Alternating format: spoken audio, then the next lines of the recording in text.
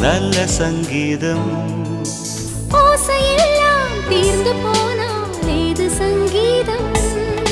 சத்தங்கள் இல்லாத மௌனங்கள் சங்கீதம். சண்டையும் சங்கீதம். பூங்குயில் பாடினால் நல்ல சங்கீதம். குழந்தையின் அழுகையும் நல்ல சங்கீதம்.